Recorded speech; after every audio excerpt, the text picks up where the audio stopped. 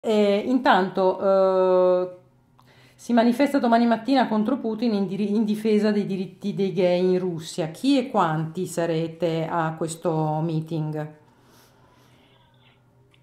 Ci sono le maggiori associazioni gay e chi crede comunque che le questioni che riguardano i diritti umani, perché tali sono, non devono essere considerati da difendere in tutte le parti del mondo. Ci sono troppe nazioni ancora dove l'omosessualità è punita con il carcere, se non addirittura con la pena di morte. In questo caso, nel caso della Russia, l'omosessualità non è criminalizzata perché non è prevista come reato, è stata tolta come reato dal 93, però di fatto è stata fatta una legge diciamo, contro la cosiddetta propaganda gay.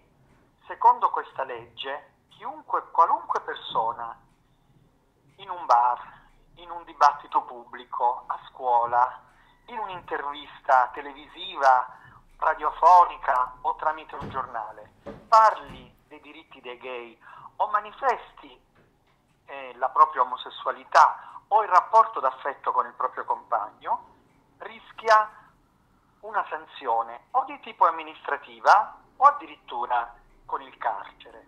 Per cui in un vertice bilaterale italo-russo in cui si parla di turismo gay, noi vorremmo sapere ad esempio quali garanzie hanno i turisti gay, anche quelli che vengono dall'Italia, che decidono di trascorrere del tempo in Russia o per turismo o magari per lavoro.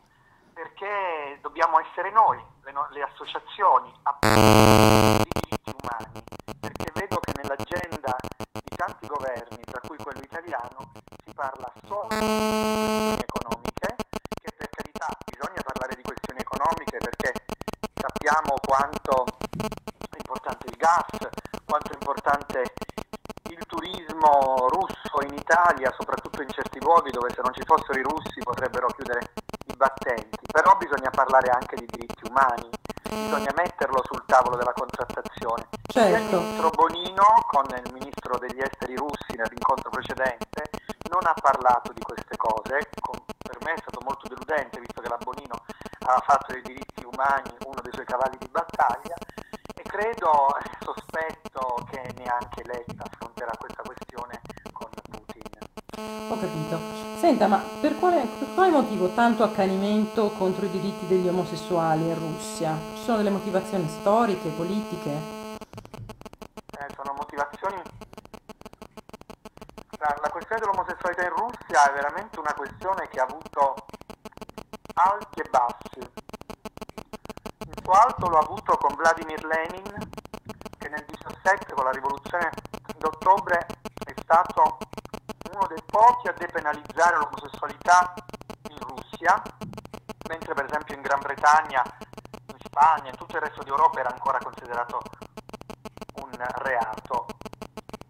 Poi Stalin invece ha di nuovo criminalizzato l'omosessualità e ha condannato i gulag in Siberia circa 25.000 omosessuali. Nel 93 questo reato di omosessualità è stato tolto, però di fatto, soprattutto Putin, ha fatto tutta una serie di leggi che in qualche modo rendono molto difficile la vita a chi è gay o lesbica in Russia. Soprattutto, diciamo, in un luogo dove ultimamente stiamo assistendo a degli episodi di omofobia violenta, pestaggi uno dopo l'altro, intimidazioni, si aspettano fuori dai locali i gay per essere picchiati. Ci sono dei naziskin ultranazionalisti che adescano dei giovani gay, addirittura a volte anche minorenni, li picchiano, li seviziano, li umiliano, filmano foto e pubblicano le foto su internet come monito Ho agli capito. altri per nascondersi. Ho capito, ci sono state anche delle vittime di nazionalità italiana o anche attivisti italiani che sono stati colpiti da questa repressione? No, in questo momento no, per fortuna no. Però ovunque sta andando Putin, in questi giorni si stanno facendo delle campagne di protesta, tutte le associazioni in tutte le parti del mondo. È stata fatta una campagna per esempio di boicottare la vodka russa in tutti i locali gay, proprio in risposta alla campagna omofoba di Putin, proprio perché la Russia è uno dei partner commerciali più importanti italiani, si hanno molte relazioni con la Russia, è una nazione grande, enorme, e noi vorremmo che una nazione grande e potente come la Russia possa essere, diciamo così, possa avere accoglienza, ospitalità e diritto di cittadinanza ai gay come ha fatto Obama negli Stati Uniti d'America. Ho capito. Senta, Trieste sarà protagonista domani di questa protesta. A suo avviso, Trieste è una città attiva sul fronte della difesa dei diritti delle persone omosessuali? Allora, noi non veniamo certo da una nazione che si è distinta rispetto ad altre in Europa sul tema della lotta all'omofobia o sul tema di una legge che garantisca il riconoscimento giuridico delle forme di affettività tra persone dello stesso sesso. Questo lo voglio dire, quindi non siamo sicuramente agli stessi livelli degli altri stati europei, direi quasi tutti. Però certo è che in Italia, una città come Trieste, ma direi in tutta l'Italia, quando una persona denuncia un reato di omofobia, oggi devo dire c'è un'attenzione maggiore della stampa e anche delle forze dell'ordine e della magistratura. Mentre voglio ricordare che neanche 30 anni fa la stampa descriveva queste violenze come quasi se fossero state una colpa delle vittime, no? Un po' come quando le donne venivano considerate in qualche modo coloro che se le erano andate a trovare perché magari ci avevano messo una minigonna e quindi avevano in qualche modo provocato l'uomo che poi dopo le stuprava o le molestava. Alla stessa maniera le forze dell'ordine, la magistratura, la stampa pensava che i gay, essendo gay, provocavano in qualche modo la reazione violenta degli omofobi. Oggi per fortuna l'atteggiamento è cambiato, abbiamo un ottimo rapporto con le forze dell'ordine, devo dire splendido, con la magistratura e devo dire anche un migliore rapporto con la stampa, che quando succedono queste cose non parla più di violenza maturata nel torbido mondo degli omosessuali, come si scriveva fino agli anni 70 e 80. Ecco. Certo. Friuli Venezia Giulia, patria di Pierpaolo Pasolini, pensa che nella nostra regione ci sia una sensibilità particolare per il tema dei gay?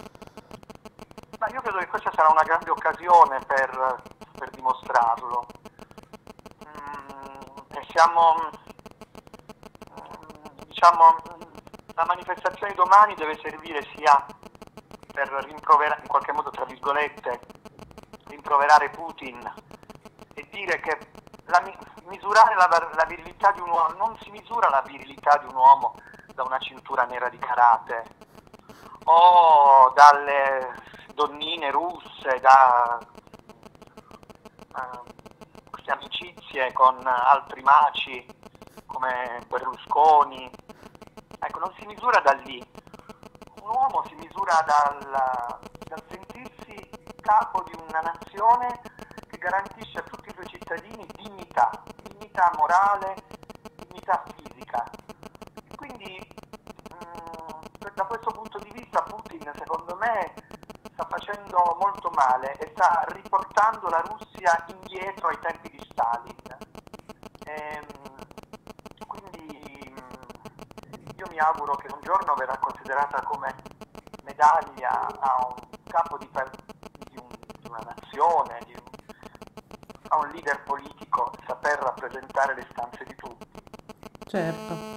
Benissimo, allora in bocca al lupo per domani, ci sarò anch'io alla manifestazione e auguri e buon viaggio e grazie mille per aver risposto. Sperando che la Bora spazi via tutta la omofobia, questo sarà il mio slogan. Bellissimo, comunque il tempo è stupendo, troverete una città fredda ma con molto sole. Soleggiata. Sì. Bene, grazie. Bene, buona serata, arrivederci.